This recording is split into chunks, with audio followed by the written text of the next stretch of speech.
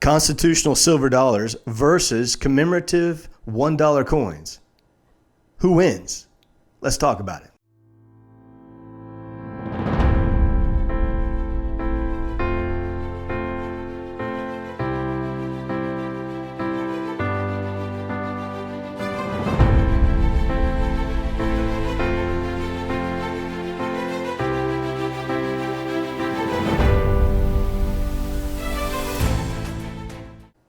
Hey, and welcome to Silva Speaks. I'm Captain Silva, and today I want to talk about comparing the $1 constitutional coins to the more modern commemorative $1 coins that they've been issuing since the 1980s. Now, don't get me wrong. I love both categories. I really do, and I'm a sucker for any silver. I'll guarantee you that. But I am shifting gears just a little bit. I haven't been heavy on either one, but I am making a different decision for this season of my life. See, I think that's why God gives us seasons to help remind us that, things don't have to stay the same throughout your entire life. It can just be something, a decision you're making or a change you're making for a particular season in your life. And for this season, I am making a change, but I'll talk about that a little bit more. I tell you what, before we go any further, let's take a look at the coins I'm talking about. The Morgan dollar was minted from 1878 to 1904. In 1921, and beginning again in 2021 as a collectible. The coin is named after its designer, United States Mint Assistant Engraver George T. Morgan.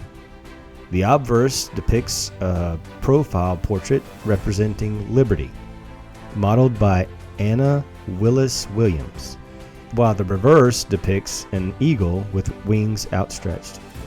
The peace dollar was minted for circulation from 1921 to 1928 and 1934 to 1935, and beginning again for collectors in 2021, just like the Morgan.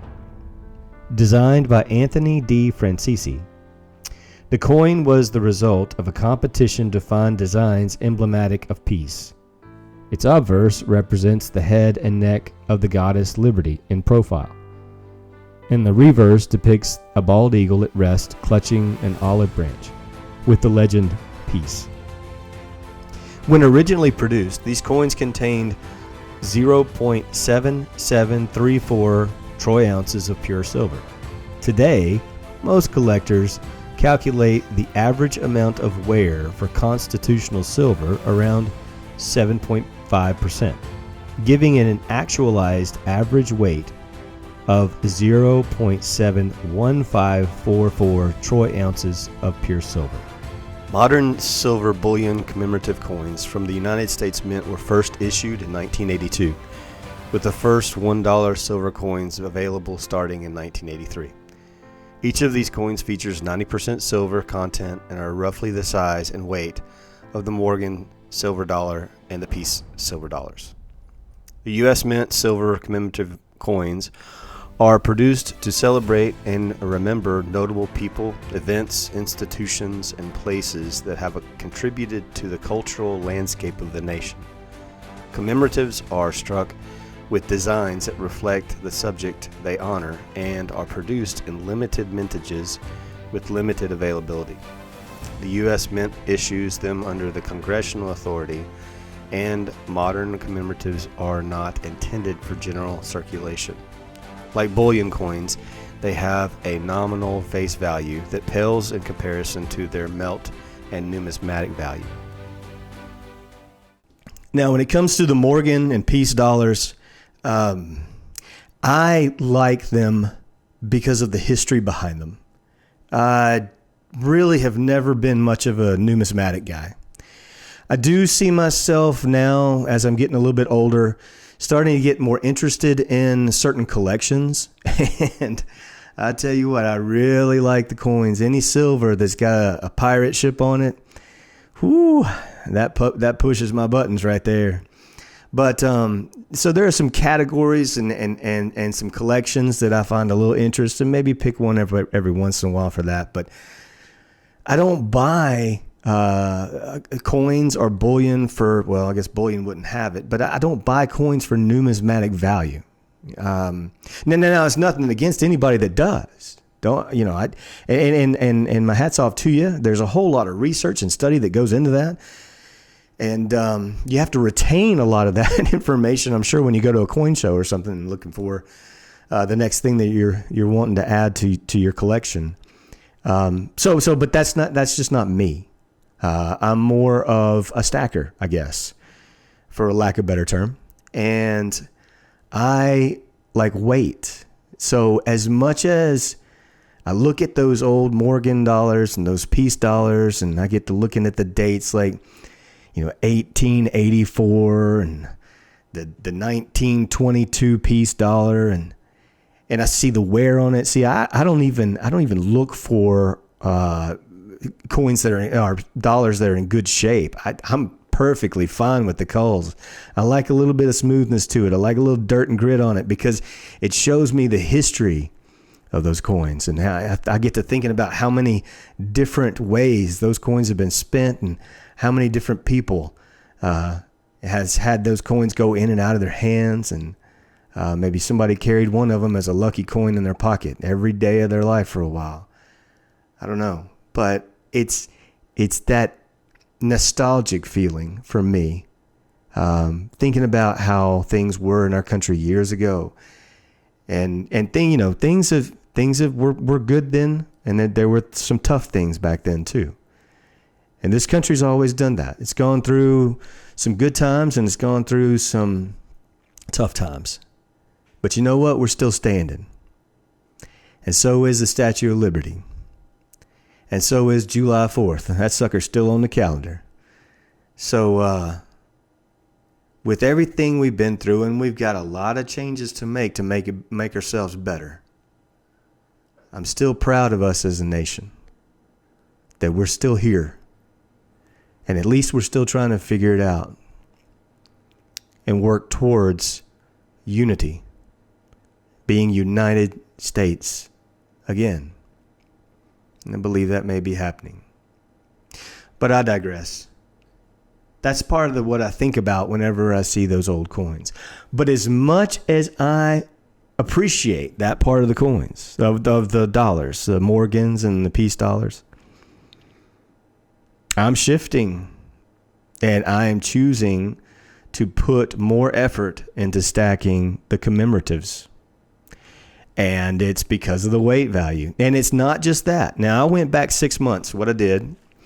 And the past 6 months, I averaged out how much I spent on either a Morgan or a peace dollar versus a commemorative dollar.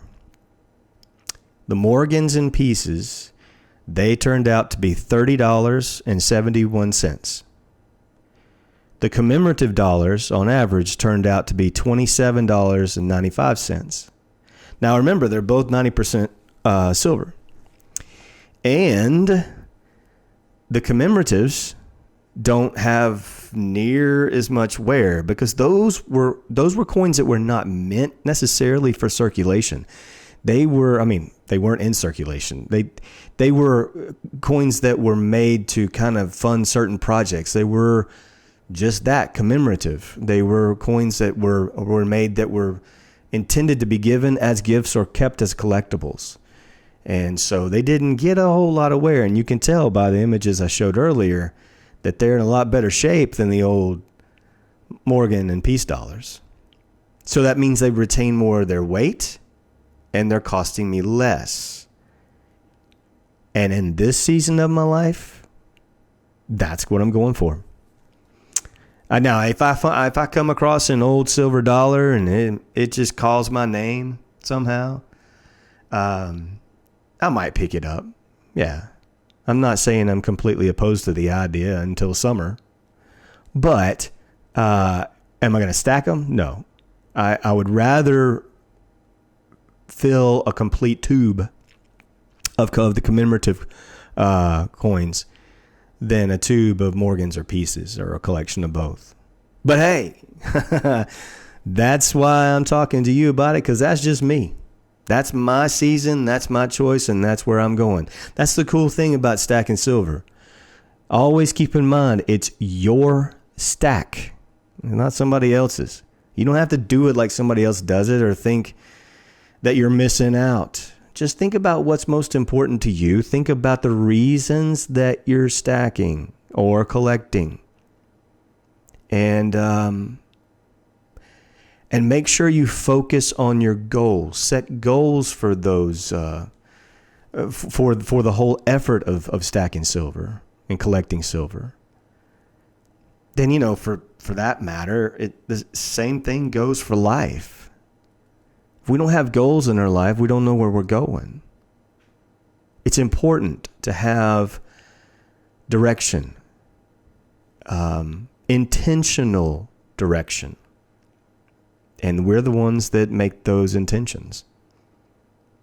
And then we follow through with those intentions. When we decide, okay, this is what I want to do, and here's the key.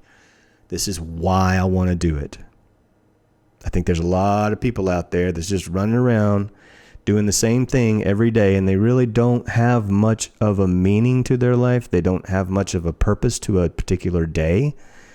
And if you ask them what their goals are, they may struggle to answer the question.